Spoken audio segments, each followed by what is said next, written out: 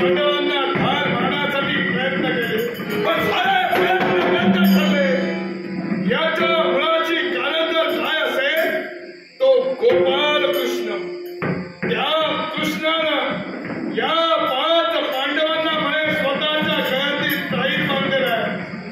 हे गोपाल कृष्ण त्या 5 पांडवांना हाताच्या कोणाप्रमाणे तो सांभाळतोय, पण नाही दुर्योधनापासून त्यांची मुक्तता नाही. पण सम्राट याचा विचार करून मनपात अस्थिर झाला आणि या मनाला शांतता मिळाली यासाठी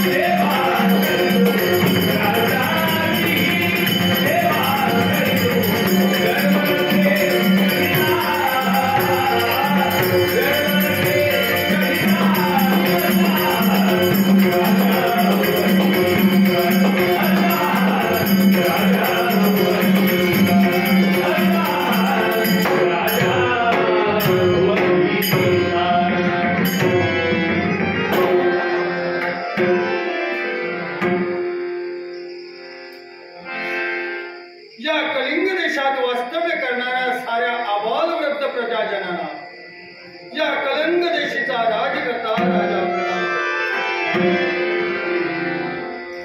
उच्च विचारसरणीच्या वैचारिक दृष्टिकोनातून अभिप्रेत असणाऱ्या राष्ट्रभक्तीचा आशीर्वादावर आचरण करून उदयोन्मुख भव्य यशोमंदिरावर कितीवर भर राष्ट्रोद्धार जनोद्धार आत्मोद्धार हा त्रिवेणी संगम घडावया सदिच्छेनं ब्रह्मप्राप्तेनं संस्कारं क्षत्रियाणां यथाविधी यथाशास्त्र यथा न्याय कर्तव्य परिरक्षण राजधर्मान् प्रवक्ष्यामि भवेन्नुमा संभवस्य यस्य तदिस्य परमायता. हा राजधर्म आत्मसात करून पुरुषार्थाच्या तपोभूमीवर पदार्पण केलं. हा मानव समाज अभेद एकजुटीच्या तटावर तो प्रगती पथावर यावा म्हणून समाजाच्या अंतर्गत असणाऱ्या सूज्ञ तज्ञ पोक्त विचारवंतांनी आपल्या अकलेच्या करामतीचा कळस करून शासकीय राजयंत्रणा आणि तिची साम्राज्यशाही अस्तित्वात आणून समाजातील एका सुबुद्ध नागरिकाला राज्याभिषेकाच्या अग्निदिव्यात पुनीत करून सार्वभौमत्वाची सत्तासूत्रे हाती देताना विचारात घेतलेली गुणवत्ता 4 वेद 6 शास्त्रे 18 पुराणे 14 विद्या 64 कला श्रुती स्मृती वेद पुराणे पारंगत असून शास्त्र अस्त्रविद्येत विशारद सद्धर्मरत पापभिरू सत्शील सद्वर्तनी आदर्श होत करू सत्य असत्याचा नियमितपणा नियमाच्या निष्कर्षावर कसाला लावतो.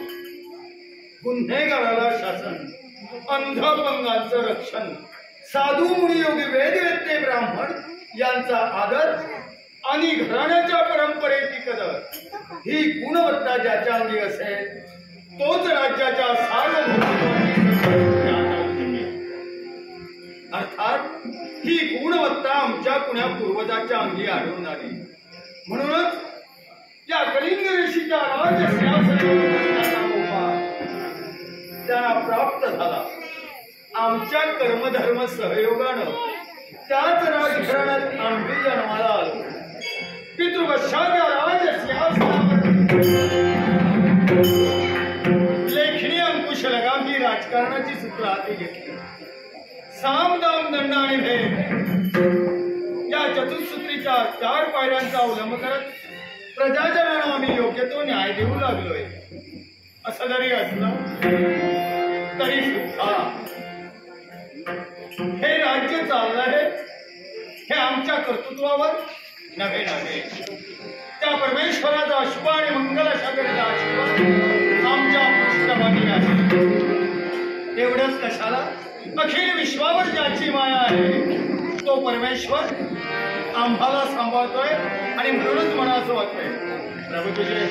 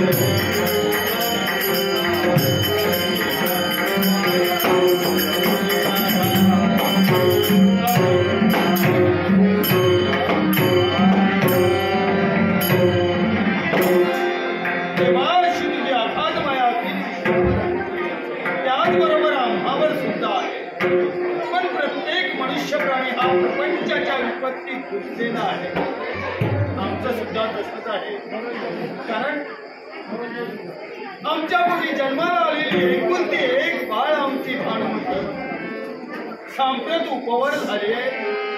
योग्य वेळी कन्येचा विवाह व्हावा ही प्रत्येक पित्याची इच्छा असते आणि आम्हाला सुद्धा तसंच वाटतंय. योग्य वेळी आमच्या कन्येचा विवाह व्हायला हवा या विचारात आम्ही आहोत.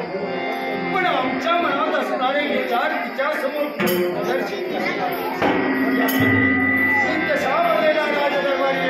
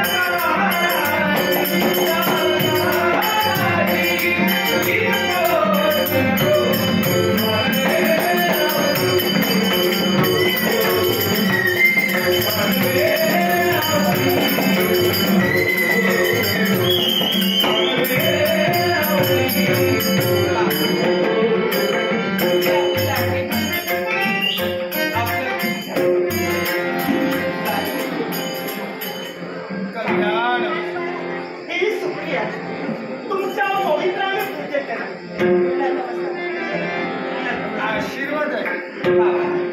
खरं सांगायचं तर जोपर्यंत आपल्या चरणात मस्त विकसित करत नाही ना तोपर्यंत आमच्या दिवसाची खऱ्या सुरुवात होत नाही. आणि म्हणून सर प्रातःकाळी प्रचिल्ल क्षत्रेचं स्नान करावं आणि क्षणाचे विलंब न करता आमच्या दिवसाची खरी सेवा बाबा तुमच्या आशीर्वादाला करावी हेच आमचं कर्तव्य असण्याचं कारण कळलं नाही.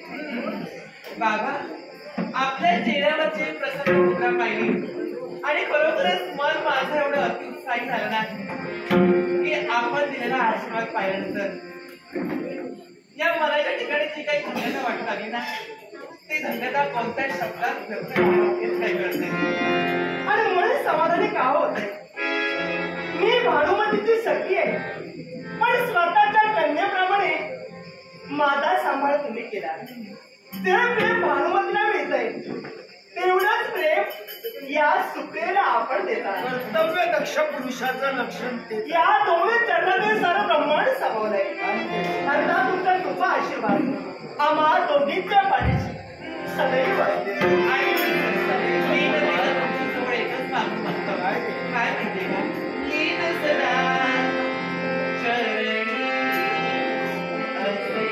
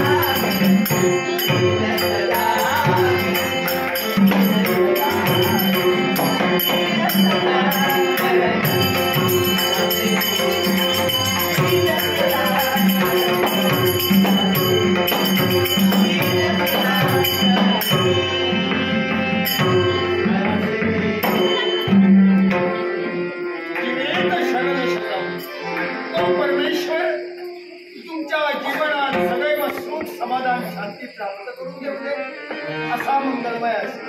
बाबा आपला मंगलमय आशीर्वाद मिळाला खरोखरच मन प्रसन्न झालं. पण बाबा काय केलं मी तुमची कन्या आणि म्हणूनच तर अगदी आनंदानं वर्षपुरी होऊन जरी तुम्ही आशीर्वाद दिला असला तरी सुद्धा काय आपल्या मनाच्या ठिकाणी वेगवेगळ्या विचारांचा काहूर मारलेला आहे.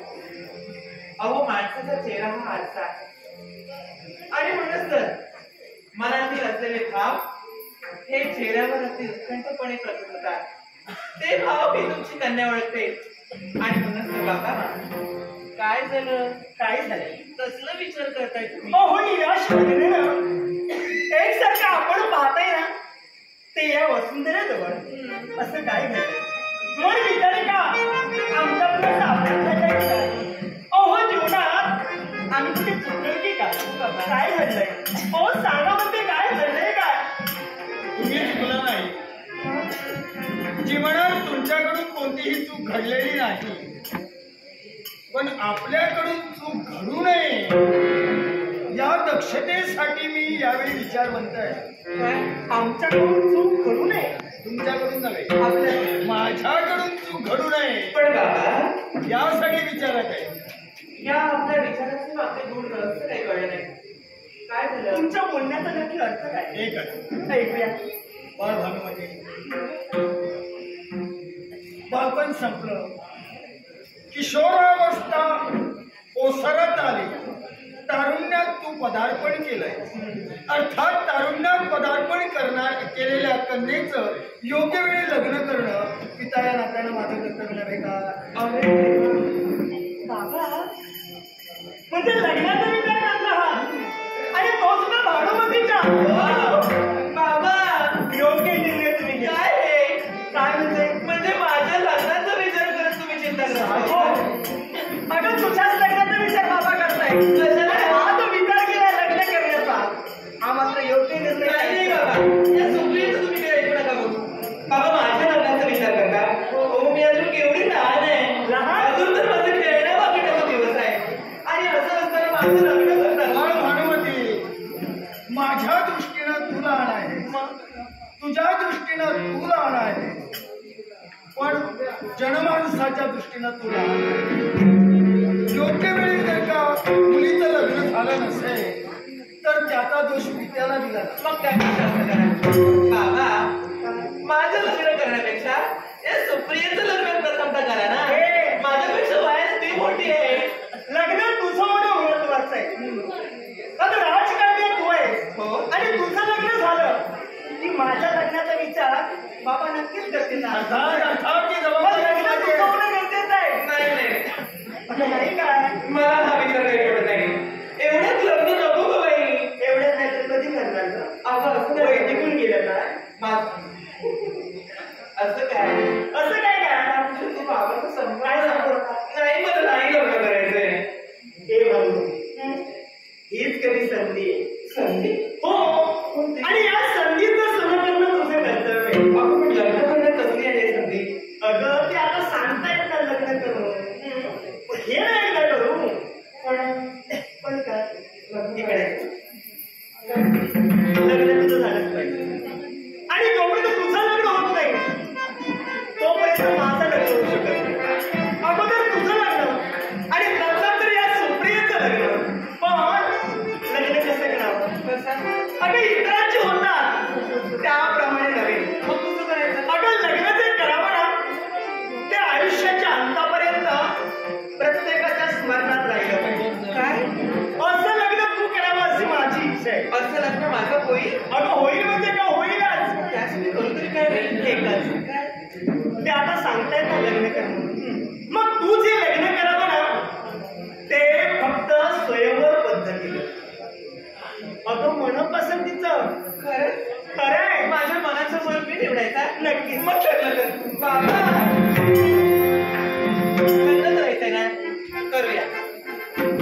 ठीक आहे. ठरलं. असं असेल, लग्न करायचं ठरलं. हा राज्यात असणारे गुप्तहेरांना देशोदेशी पाठवितोय. कशाला? भानुमतीच्या योग्यतेचा वर नियुक्त करायला असणाऱ्या राजपुत्रांना पाहायला हवंय. तुझ्या योग्यतेचा कोण आहे? बाबा नको. तुझ्या बुद्धिमत्तेला, तुझ्या सौंदर्याला, तुझ्या उंचीला साजेला मी शोभेल अशा वराची नियुक्ती करायची. बाबा एवढा आठवण करायचं काय झालं? माझं तुम्हाला लग्न करायचंय ना. मग माझं लग्न करण्यामागे माझी एक छोटीशी अट आहे. हो बाबा, माझं जे तुम्ही लग्न करायला ते माझं लग्न अगदी प्रत्येकाच्या स्मरणात राहायला हवं.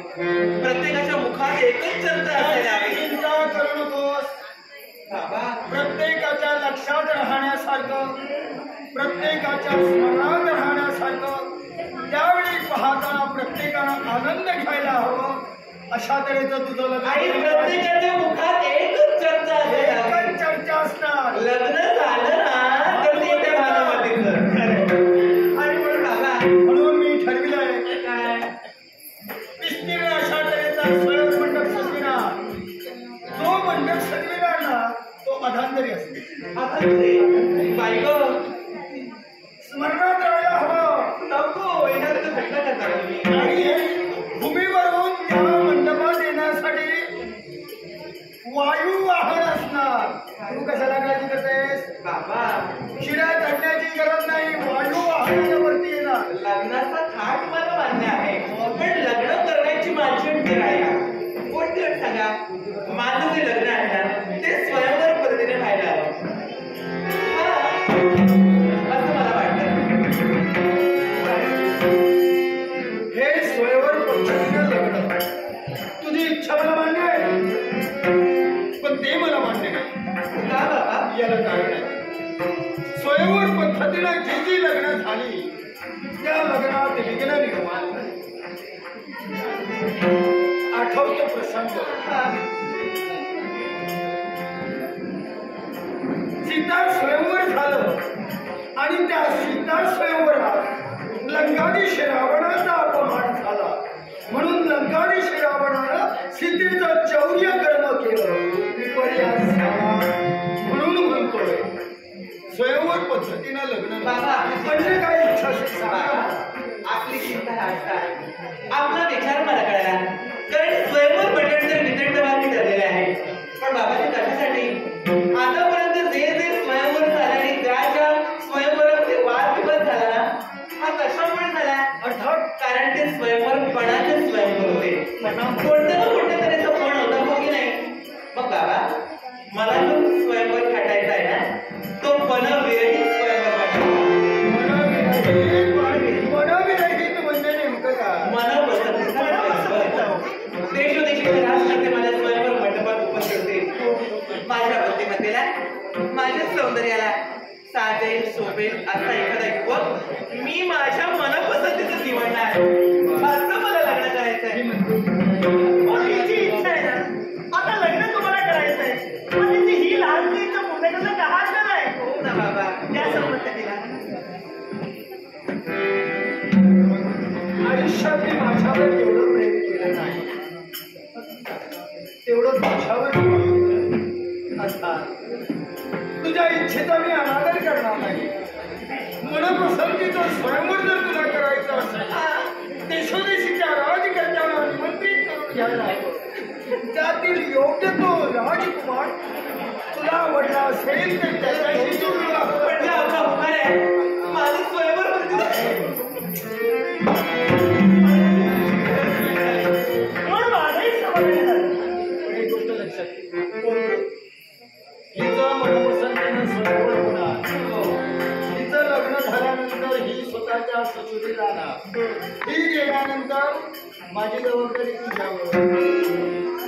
त्या म्हाताऱ्याला तुला सांभाळायचं आहे. याचा अर्थ तुला लग्नाशिवाय ठेवणार नाही. विश्वास आहे माझा. हिनं मनपसंतीनं स्वतःचं स्वयंवर करायचं ठरवलंय. पण तुला मी माझ्या पसंतीचा नवरा निवडून देणार. लग्न होईपर्यंत तुमची सेवा ही सुप्रिया करेल. काळजी करण्याची काही गरज आणि मी पण अजून म्हणून येत आहे ना तुमची सेवा करायला. असं काय करता तुम्ही? संदेश पाठवून दिला. अहो लग्नाला होकार दिला ते सुद्धा स्वयंवर पद्धतीनं. पण हे लग्न कधी आणि केव्हा? ते परवाच्या काय? परवा? परवा बाबू राज दरबारी उपस्थित राहून माझ्या मुखामध्ये निघालेले शब्द कधीही असत्य होणार नाही. परवाचा शुभ मुहूर्त आणि परवाच्या शुभ मुहूर्तावर स्वयंवर पद्धतीनं एकदम दिवस बाबा हो लग्नाची तयारी होणार तर कशी? तू फक्त तुझी तयारी कर. हो तेच ना. बाकी नाही तुम्हाला माझी तयारी बघा. बाकी इतरही गोष्टी हो हो हिच्या तयारीची काळजी तुम्ही करू नका. मी आहे ना. माझी तयारी करायला येत आहे. तयारी म्हणजे आता लग्न- देशोदेशीच्या राजकर्त्यांना निमंत्रण पत्रिका पाठव. ठीक आहे बाबा. तुझ्या स्वयंवरचा विस्तीर्ण छात्रेचा स्वयंवर मंडप करू. सर्व सोयी दैनिक तयारी आम्ही करू. काळजी करू. बाबा आपल्या आशीर्वादानं परवाच्या शुभ मुहूर्तावर स्वयंवर मंडपात ही तुमची भाषणाची निश्चितच उपस्थित राहील. डाक्टरचे भाऊ. पोलीस मित्र आमचे स्नेह श्रीमान आपला आशीर्वाद घेऊन अहो लग्नात स्वयंवर तयारी स्वयंवर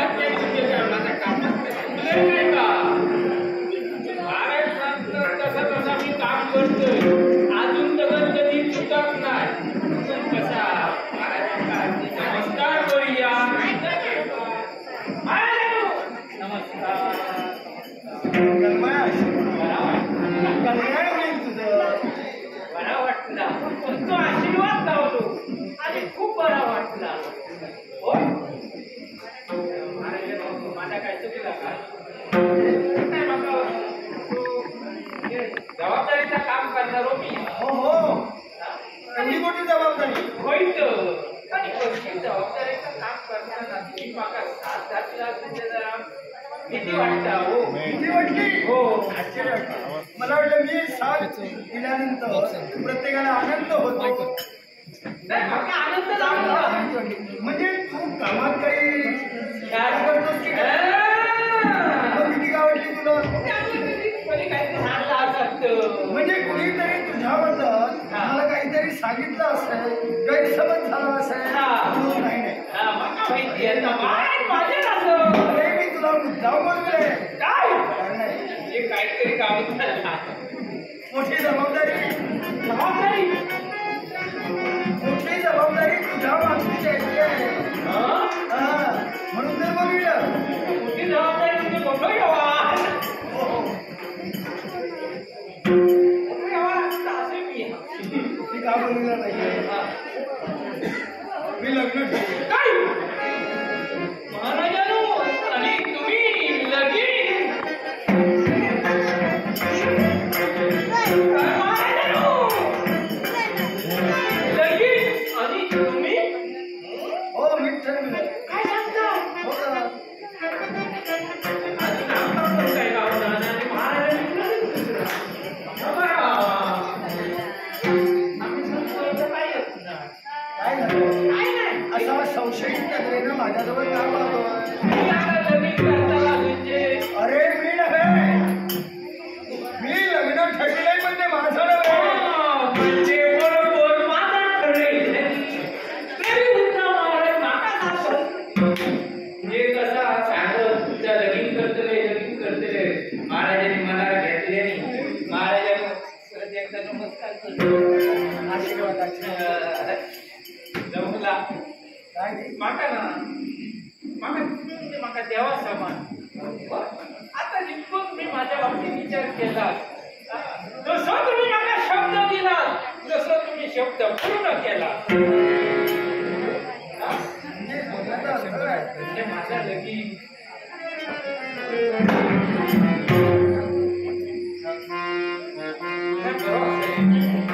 मी असं करू.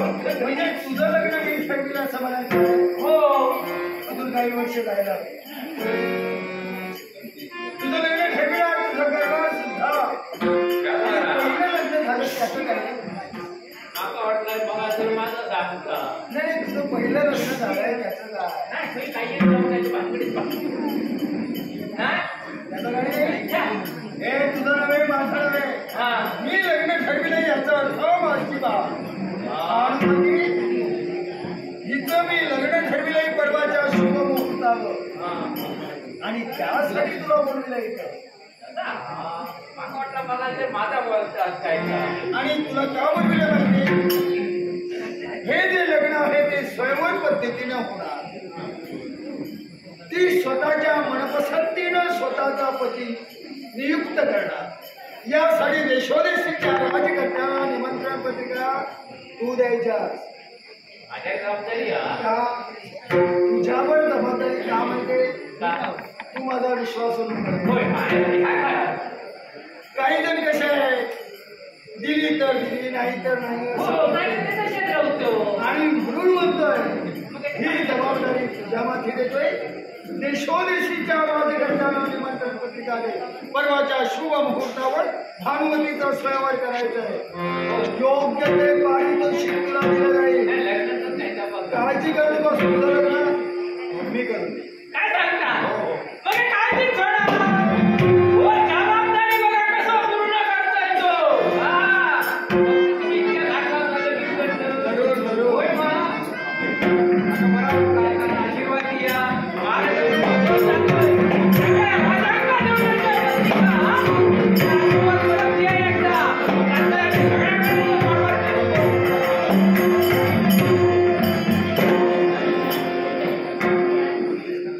जो दुसऱ्यावरील विसंबला त्याचा काही भाग नाही. यासाठी स्वतः जातीविषयी प्रयत्न करायला हवे. येणाऱ्या प्रत्येक राजकर्त्यांना विस्तीर्ण शांततेचा सर्वमंडळ सत्तेला हवा. यासाठी जरा हा भरलेला राजकारणाची संगीत करून सर्वांच्या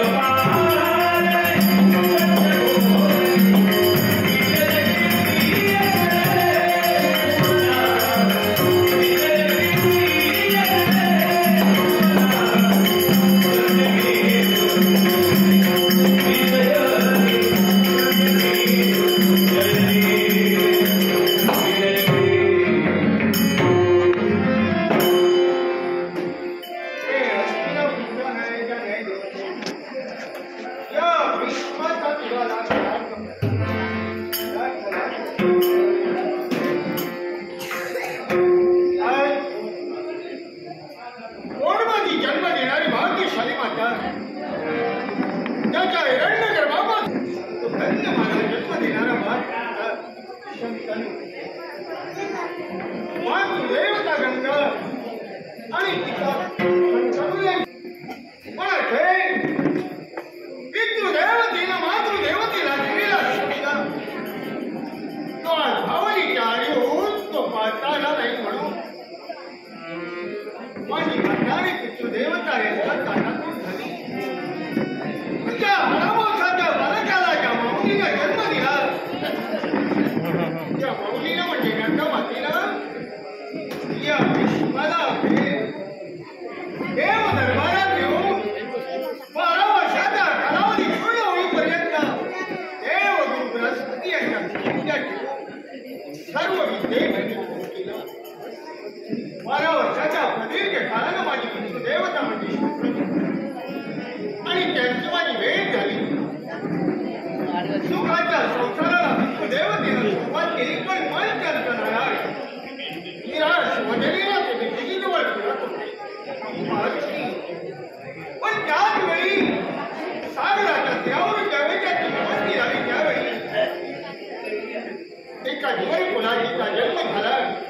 त्या जीवन कन्येची आणि त्यांची भेट झाली. मन मनाला मिळलं अखेर माझ्या पितृदेवतेनं जीवनात तिची मागणी केली.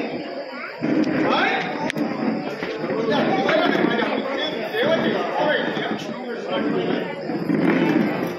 राजे शस्तनू माझी कन्या मी तुम्हाला देईन पण माझी एकच अट तुमच्या आणि माझ्या कन्येच्या योगी करून तुमच्या कुशकुलात तो पुत्र जन्माला येईल तोच हत्तीला पुत्र महाराष्ट्र माझी पितृदेवता त्याला विरोध करू लागली. कारण प्रथमतः त्यांच्या स्वाधन्य करण्यासाठी मी जन्म घेतला होता. निराश वजनीनं माझ्या पितृदेवतेची पावलं हस्तिनापुरात पर्यंत पडली.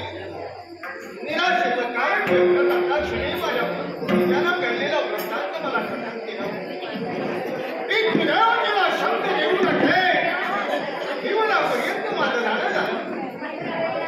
त्याच्या मनाची इच्छा मी ओळखून पाहिली आणि त्याला मी भरवशाचा शब्द दिला.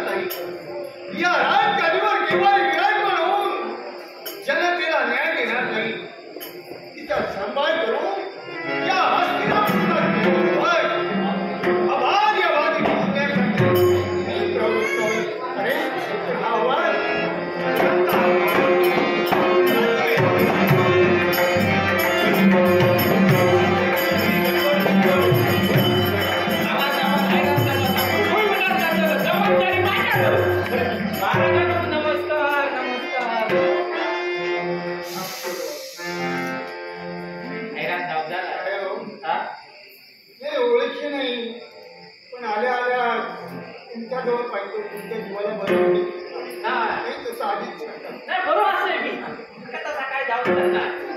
त्या, आता हे कसं असेल? हो. पण हो जमलोय चला चला. दूरवरून येण्याची बरेच लांब सुटलोय. हा? कलिंग देशात तू. कलिंग देश हस्तिनापूरच्या शेजारचं असणारं राज्य. हा. तिथून आला. होय तो. काय हेतूने येणं केलं? कसा काय रे म्हणजे कसा? जबाबदारी माझ्यावर भेटली आहे महाराज. जबाबदारी होय तो. अरे तुमका माहिती जबाबदारी म्हणजे कसं? ती योग्य त्या रीतीनं सांभाळता आली पाहिजे. काय अशी जबाबदारी? कसा सांगा?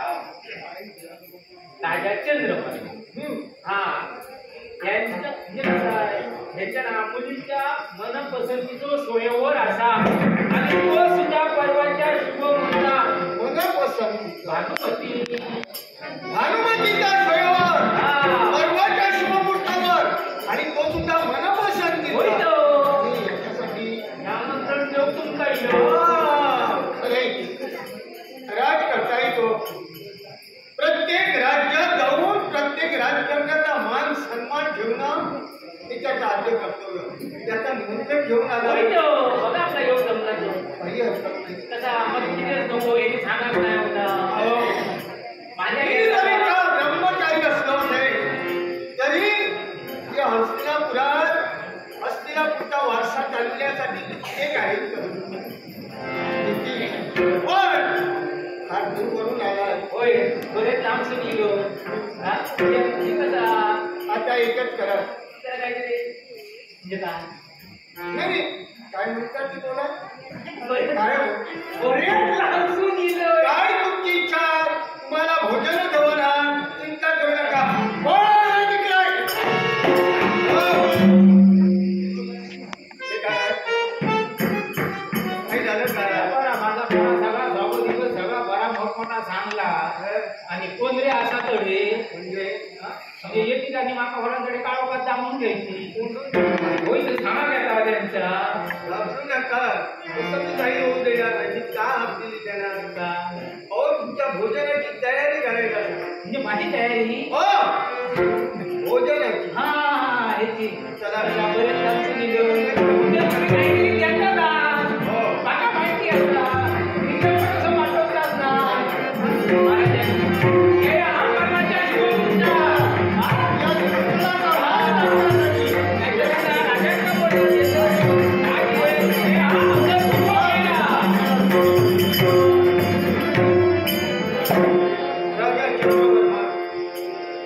कन्या भानुमती आणि तिचा सरोवर आणि निमंत्रण आम्हाला आहे. एका बाजूला कौरवेश्वर एका बाजूला पांडव. काय करावं?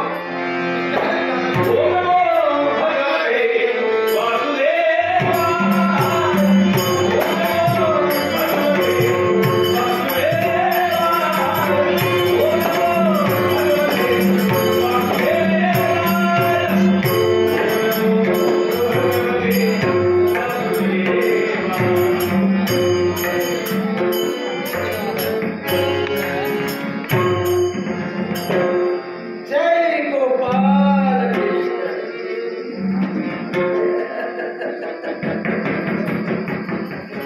हस्तिनापूर इतरांच्या प्रेतावर पाय ठेवून स्वतःचा झेंडा फडकवत ठेवणारं हस्तिनापूर. इतरांच्या जीवनात किती वादळ येऊ दे पण स्वतःच्या जीवनात सुख साजरा करणारं हस्तिनापूर. पण याच हस्तिनापुरात दुःखाचा परिणाम निर्माण करण्यासाठी स्वतःच्या गोंधळाचा त्याग करून मी आलोय. हस्तिनापूरच्या भल्यासाठी नाही.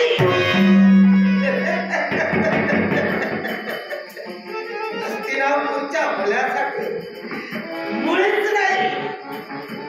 म्हणूनच तर हस्तिनापुरातील 2 अश्व माझा भाचा सुयोधन आणि दुःशासन यांच्या अश्वाचे वाघ मी हाती घेतले. आता याला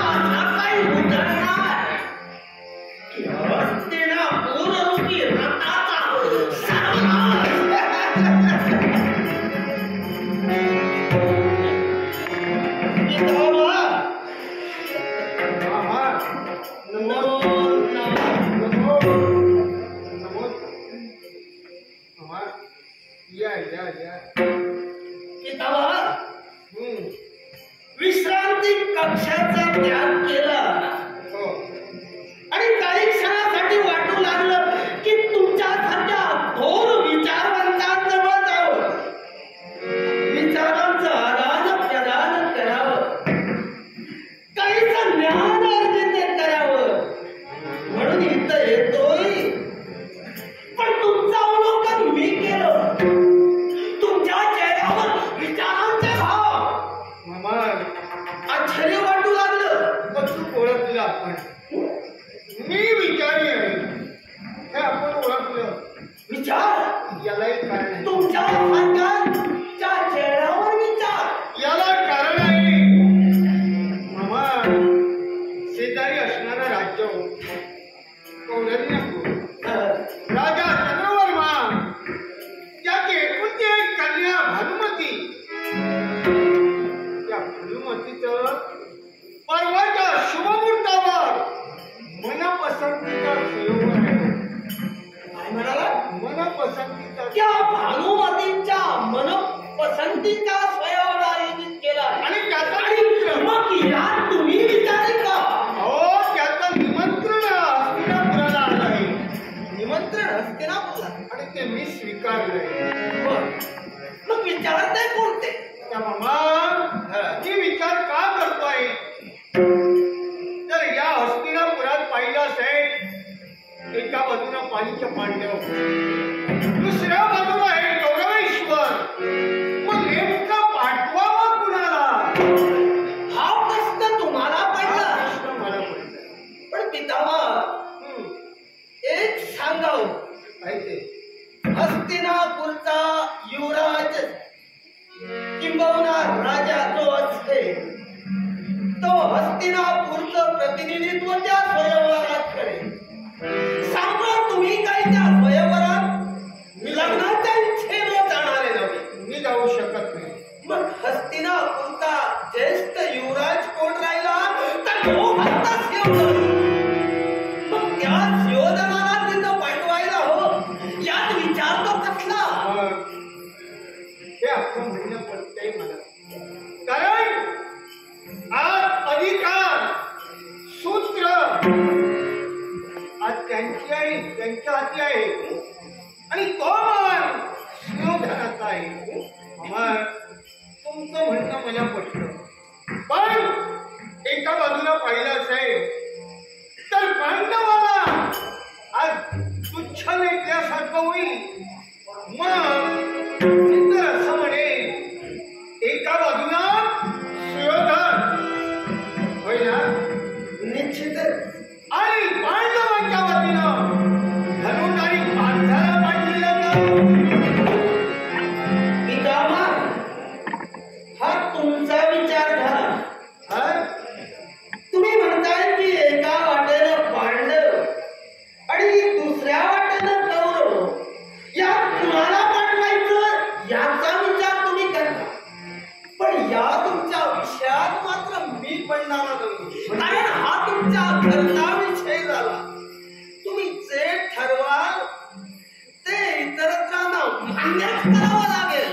मग आज माझा संदेश आता तुमच्या भाच्याला तुम्ही कळवा. शिवधनाला संदेश असा कोणता? माझ्या या पांडवांच्या वतीनं, या हस्तिनापुराच्या वतीनं स्वयंवराच्या ठिकाणी सुयोधनाला पाठवलं. एवढंच ना? एवढं तुम्ही सांगा. तुमच्या वतीनं मी त्याला सांगायला हवंय. मग पांडवांच्या वतीनं भारताला सांगण्यासाठी भानुमतीच्या स्वयंवराचं प्रतिनिधित्व शिवधन करेल तसाच